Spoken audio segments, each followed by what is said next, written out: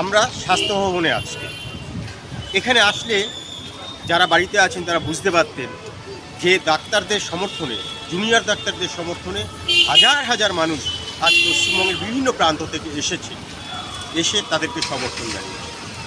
কালকে মাননীয়ার সঙ্গে এক মিটিং ছিল, সেটা আমরা সবাই জানি, কিন্তু তা ভেস্তে গেছে। কেন ভেস্তেছে তাও আমরা জানি, তার মধ্যে যাব।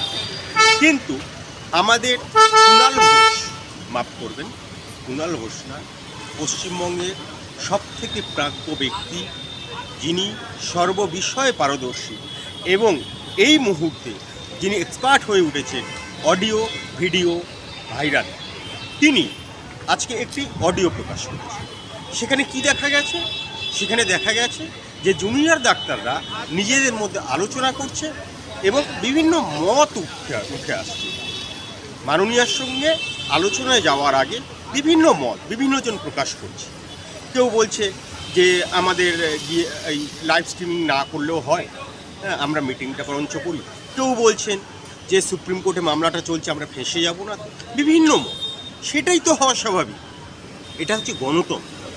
একটা আন্দোলনে যারা নেতৃত্ব দিচ্ছে, সেই যে কমিটি, তাদের গণতন্ত্র, সেটাই হওয়া স্বাভাবিক। আমরা ধরুন একটা খুব ছোট্ট করে বলি, আমরা যারা সংসারী মানুষ, একটা যখন সিদ্ধান্ত আমাদের সাংসারিক ব্যাপার, তখন কি স্বামী স্ত্রী বা আমাদের শ্রদ্ধেয় যারা রয়েছেন বাবা মা যখন আলোচনা করি, তখন কি বিভিন্ন স্বর বিভিন্ন মত উঠে আসে না? সেটাই তো স্বাভাবিক।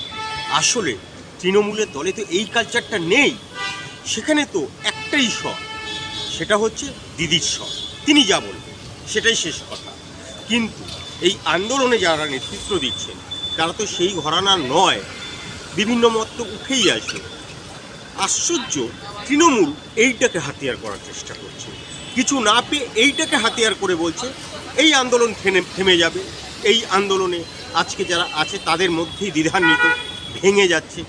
আসলে তারা এইটাই চাইছে, যে করে হোক, যে পদ্ধতিতে হোক, এই আন্দোলনকে শেষ করতে হবে। আর ডাক্তাররা, সে জুনিয়র ডাক্তাররা, রেসিডেন্সিয়াল ডাক্তাররা এটাকে ফুৎকারে দিচ্ছে, জাস্ট গুরুত্বই দিচ্ছে না, দেওয়াটাই স্বাভাবিক। ডাক্তারদের তরফে কী বলা হচ্ছে আসুন আমরা জেনে নিই ডাক্তাররা কী বলছে। আমাদের সঙ্গে কথা বলেছিল ডক্টর দীপময় ভট্টাচার্য, যিনি একজন রেসিডেন্সিয়াল ডাক্তার। তিনি কি বলছেন কুণালের এই অডিও ভাইরাল সম্পর্কে, তার বক্তব্যটা আমরা একটু শুনি। আমাদের সেই ফর্ম অফ গভর্নমেন্টটার নাম হচ্ছে পার্লামেন্টারি ডেমোক্রেসি। সেই ডেমোক্রেসিটা কেউ দেখেছেন কোনোদিন? যখন লাইভ সভায় চলে খুব সুষ্ঠু আলোচনা হয়, কি মতবিরোধ রাখাটাই তো ডেমোক্রেসির মানে একটা সভা। যে একটা জায়গা হবে সেখানে মতবিরোধ থাকবে, একটা মোশন থাকবে, তার ফর আর এগেনস্টে কথা বলা হবে, ডিবেট হবে, ডিবেট হয়ে একটা মোশন দাঁড়াবে, তার খারাপগুলো বাদ হবে, তবে সেটা ডিসিশন হবে। আমরা তো এই জন্য ইলেকশনটা করি নাকি একজন সুপ্রিম লিডার আসবে, সে পার্সোনালি ডিসিশন নেবে, তার যা ঘুমের মধ্যে থেকে যা মনে হবে সেইটা ডিসিশন হবে। একটু আমাকে হ্যাঁ বানাতে উত্তর দিন। ঠিক, সেই পার্লামেন্টারি ডেমোক্রেসিতে যদি পার্লামেন্টে ঝগড়া হতে পারে, তাহলে ওনার কেন মনে হচ্ছে যে জুনিয়র ডাক্তারদের পার্লামেন্টে ঝামেলা হতে পারে না, বা জুনিয়র ডাক্তাররা একজন মাথা ডিসিশন নেবে আর বাকিরা চুপ থাকবে? আমাদের পার্লামেন্টারি ডেমোক্রেসি আছে, আমরা পার্লামেন্টারি ডেমোক্রেসি করে ডিসিশন নিই, তাই জন্য ঝামেলা এবং মতবিরোধ ধরা পড়েছে। আপনি আরও রেকর্ডিং নিন, আরও ঝামেলা দেখতে পাবেন, সেগুলো মানুষকে দেখান এবং মানুষ সেখান থেকে বুঝতে পারবে যে ডেমোক্রেটিক্যালি মুভমেন্ট চলছে এবং কী করে ডেমোক্রেটিক্যালি মুভমেন্ট চালাতে হয়। কারণ এই জিনিসটাও আমাদের বাইরে আসা খুব দরকার ছিল। আমি ওনাকে অনেক ধন্যবাদ জানাবো যে আপনি এই জিনিসটা বাইরে এনেছেন।